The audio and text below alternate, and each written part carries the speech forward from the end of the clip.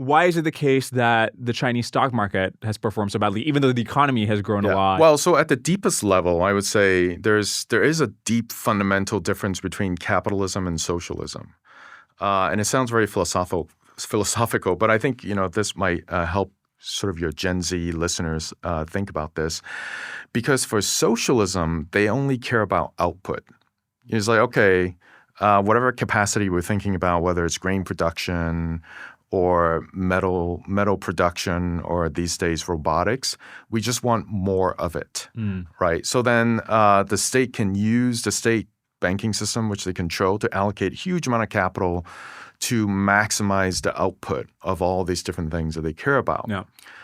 But when you maximize the output, you don't necessarily make money doing that. Whereas capitalism wants to maximize profit, which is, as you know, the difference between the cost of production and the amount that you can earn from selling the output. For socialism, they don't care about that.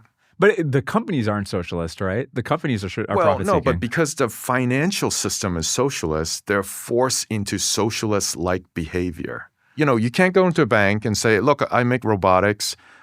This robot that I'm going to make is going to be highly profitable, down the road, but I can only make like 10 of them. And then the bank would be like, well, this is BS. I know a lot of startups don't make any money, but at some point, notionally, you have to start making money. Right. Whereas the socialist banking system basically says, even if you never make any money or hardly any money, that's okay. As long as the Chinese government tells us that this is a strategic sector, as long as you can prove to us you can actually produce the thing that we want you to produce, if you never ever make money doing that, that's perfectly fine. What is the sort of outer loop feedback, the thing which keeps the system disciplined? Here, there's private investors who care about actually earning a rate of return, and so they're only going to invest in companies which they think have a viable shot of becoming bigger, huge companies that can actually be at the frontier in technology. If these banks are not actually competing against real investors, and it's not their money. Yeah, exactly. Yeah, so they don't care. But it seems like this is compatible with many of the world's leading companies being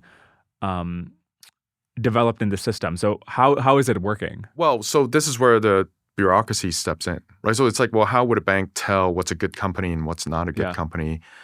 So then there's a complicated system where the Ministry of, so let's say for robotics or for semiconductors, there's a sort of expert group in Ministry of Industry and information technology that will assess all these different projects. So the banks will literally send them and say, okay, this company wants to borrow $10 million. Do they have real technology? Is this a good prospect?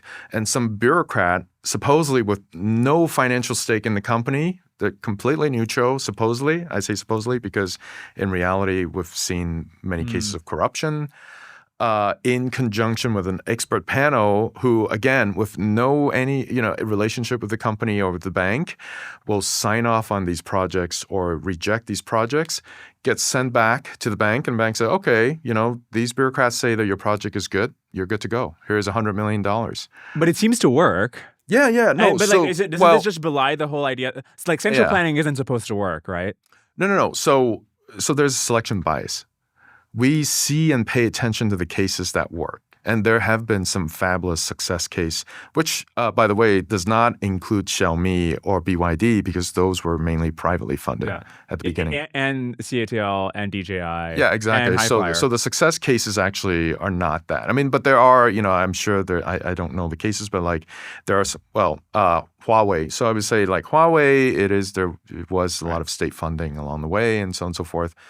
So you have success cases, but there are so many failed cases and billions and billions of dollars just thrown down a hole basically for the failed cases. In fact, for semiconductor, things got so bad that they had to arrest a whole bunch, dozens of people in the Ministry of Information and Industry and Information Technology who were in charge of approving these semiconductor deals. They all went to jail because they were in a deal where, some companies submit a bogus project, they approved it, they got a part of the money, and so on and so forth. So it doesn't work very well. I mean, of course, you have fraudulent cases in the U.S. also, all that kind of stuff. But the scale in China, the waste in China is a much larger scale phenomenon. Yeah. And it's all financed, as you say, with this financial repression, which is basically a tax on savers. And That's so right, yeah. even though there's no meaningful income tax and just value-added tax and corporate income tax, if you factor in the currency devaluation, which is a tax on consumers, and then this financial repression, which is a tax on savers, it actually might be a meaningful decrease in the quality of life of an average person. Oh, yeah. No, I mean, you definitely see it. Like, for an economy that's been growing 5+% for decades, by this time, you would expect, pretty much the vast majority of the population in China having all the basic necessities, shelters, medical care, et cetera, et cetera. You don't see that. A lot of migrant workers, they're barely getting by. The homelessness is increasingly a problem in China, especially with the labor market being so fickle these days. Elderly care is pretty abysmal, very basic level, let's say, for a lot of people. Not for everyone. So some people get very good elderly care if they worked for the government or SOE previously. So you see a lot of problems that the Chinese government has overlooked. So this is why I'm saying they have a goal of making all Chinese people very happy and fulfilled.